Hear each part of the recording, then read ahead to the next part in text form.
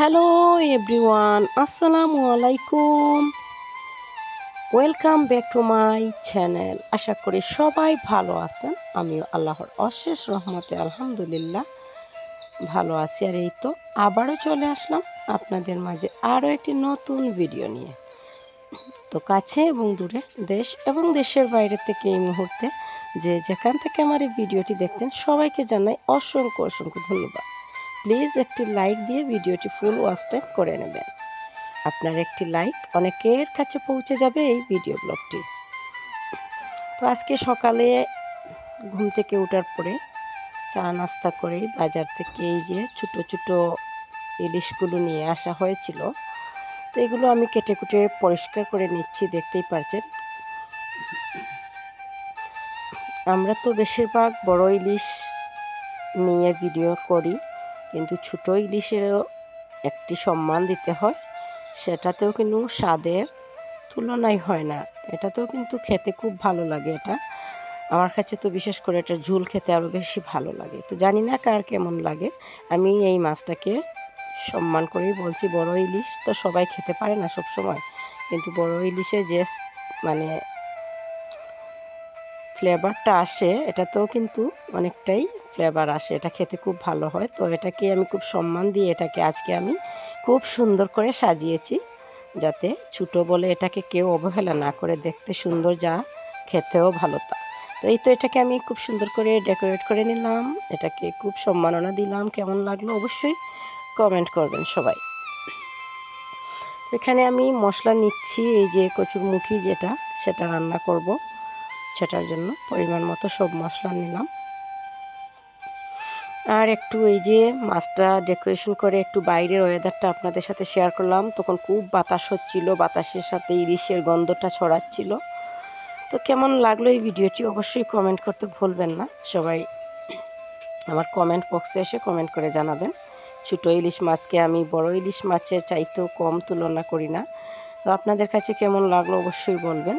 এটাকে আমি সাজিয়েছিলাম খুব সুন্দর করে। ওটা ইলিশের ডেকোরেশনটা কেমন হলো অবশ্যই কমেন্ট করবেন। আর এখানে আমি প্রতিদিন যে পাতিলগুলিতে রান্না করি, রান্না করতে করতে ভোর হয়ে যাচ্ছি, এটা আমার অন্য একটি পাতিলে রান্না করে নিলাম। এই যে আমি মশলাগুলো রেখেছিলাম সেটা দিয়ে দিচ্ছি কচুরমুখীটা রান্না করার জন্য। আর আসলেই 3 ধরনের আইটেম করেছি মাছ দিয়ে, আর কিছু মাছ আমি ফ্রিজে রেখে দিয়েছি। আর যেহেতু আমাদের বাসায় মাত্র 4 জন মানুষ, আমরা ছোটো বাচ্চারা তো সব খেতেও পারে না, তো আমি এগুলোকে আমি পিস পিস করে ভাজি করে নিয়েছি অফ ক্যামেরায়। এটা আমি মুখি রান্না করে তারপর মাছগুলো দিয়ে দেবো। আর মাছের ভাজা, আর মাছটা আমি ঝোল করেছিলাম। মাছের ঝোল খেতে ভালোই লাগে সেই জন্য। তো যাই হোক, ইলিশ মাছের 3টা আইটেম আপনাদের সাথে শেয়ার করলাম। কেমন লাগলো জানি না, অবশ্যই জানাবেন। আর এখানে আমি মাছটা কেটে নিয়েছিলাম, যেহেতু 3টা আইটেম করেছি। আস্ত মাছ খাওয়া যাবে না, 3টা আইটেম আছে, এক পিস করে খেলেই হবে। এখানে আমি ধনেপাতা দিয়ে দিয়েছি। তরকারিটা এখন হয়ে গেছে, নামিয়ে নেব। তারপরে আমি কড়াইতে মাছের ঝোলের জন্য বসিয়ে দিলাম। আরও একটি মশলা করে নিচ্ছি, পেঁয়াজ রসুন দিয়ে দিলাম। এখন মশলাটাকে আমি পানি দিয়ে মিক্স করে নিচ্ছি।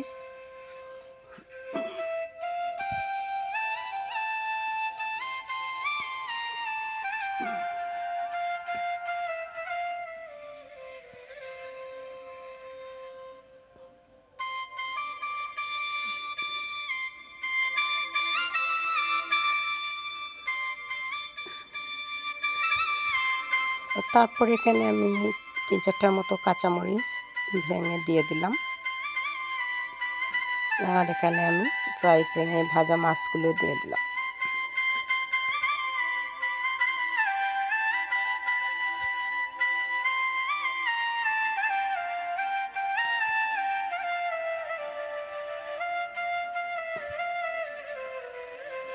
এখন আমি এটা ধনেপাতা দিয়ে নামিয়ে নেব।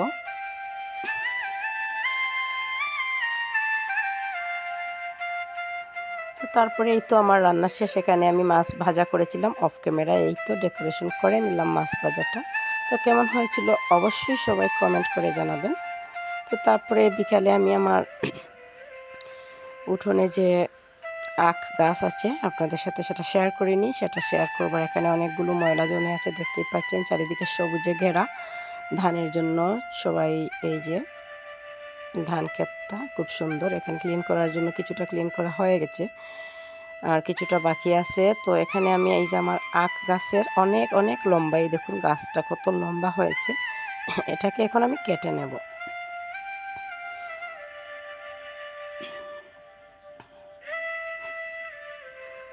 নিজের গাছের আখ খেতে আসলেই ভালো।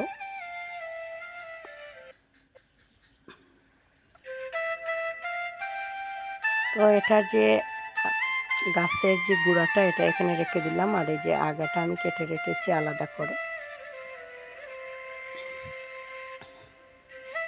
এই যে আগাটা, এটা আবার লাগিয়ে দিলেই হয়ে যাবে, আবারও গাছ হয়ে যাবে। তো যাই হোক, এখন সন্ধ্যা হয়ে গেছে, দেখতেই পাচ্ছেন অন্ধকার হয়ে গেছে। আর এখানে আমি এই যে ম্যাকারনিটা বানিয়ে নেব সন্ধ্যার নাস্তার জন্য। তো কেমন হয়েছিল ভিডিওটি অবশ্যই কমেন্ট করে জানাবেন। সবাই ভালো থাকবেন, সুস্থ থাকবেন এবং সবসময় দিয়া আলম ব্লগের সাথেই থাকবেন। আজকে পর্যন্ত, নেক্সট ভিডিওতে দেখা হবে ইনশাআল্লাহ। খুদা হাফেজ।